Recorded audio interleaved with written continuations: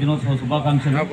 ఈ కార్యక్రమానికి హాజరైన గౌరవనీయులు సర్పంచ్ అబాదరంగం గారికి, ఎంపీపీ గారికి, ఎంపీటీసీలకి, సచివాలయ సిబ్బందికి, ఇక్కడ మన గ్రామ పంచాయతీ స్టాఫ్కి అందరికీ నమస్కారాలు. ముఖ్యంగా ప్రతి ఏటా గణతంత్ర దినోత్సవం జరుపుకుంటాము. గణతంత్ర దినోత్సవం అర్థం ఏమంటే, గణ అంటే సమూహం, తంత్ర అంటే సూత్రం, అంటే ఒక సమూహం కోసం ఒక సూత్రం రాయబడిందే గణతంత్ర దినోత్సవం అనే అర్థం. 1947 ఆగస్టు 10న మనకు ఎంతో మంది ప్రాణత్యాగాలు చేసి, ఎన్నో ఉపవాసాలు చేసి, ఎన్నో ధర్నాలు చేసి, సత్యాగ్రహాలు చేసి జైలుకు పోయి మనకు 1947 మనకు స్వతంత్రం తీసుకురాగలిగారు. అయినా కూడా మనకు సొంత పరిపాలన విధి విధానాలు ఎలా పరిపించుకోవాలి, ఇక్కడ దేశాన్ని ఎలా పరిపాలించాలన్నది ఒక ప్రశ్నార్థకమైంది. అప్పుడు 1947 ఆగస్టు 29 డ్రాఫింగ్ కమిటీ అక్కడ నిర్ణయించింది. బాబు రాజేంద్ర ప్రసాద్ అధ్యక్షుడిగా, చైర్మన్గా అంబేద్కర్ గారు అక్కడ నిర్ణయించారు.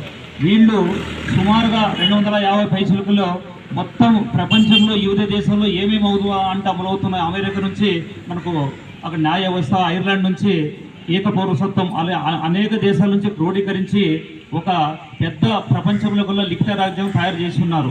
అది లిఖిత రాజ్యం రాయడానికి నెల కాదు, 15 రోజులు కాదు, ఒకటేసారి 2 సంవత్సరాల 11 నెలల 18 రోజుల సమయం పట్టింది. ఈ లిఖిత రాజ్యాంగం అమలయ్యే రోజే మనకు 1949 అంటే నవంబర్ 20 రోజునే మన రాజ్యాంగ సభలో ఆమోదమైంది. కానీ జనవరి 26, 1950 అమల్లోకి వచ్చింది. అమల్లోకి వచ్చిన రోజు నుండి ప్రతి ఏటా మన భారతదేశంలో గణతంత్ర దినోత్సవం జరుపుకుంటాము. ప్రతి మనిషికి సమానత్వం, స్వేచ్ఛ, ప్రాథమిక హక్కులు కలుగుతున్నాయంటే ఆ రోజు రాజ్యాంగం రాయడం వలన. ఒక్కరోజు సంవత్సరంలో జనవరి 26 కాదు, ప్రతి మనిషి ప్రతిరోజు మనకు రాజ్యాంగ హక్కులు మనం గుర్తు చేసుకోవాలా.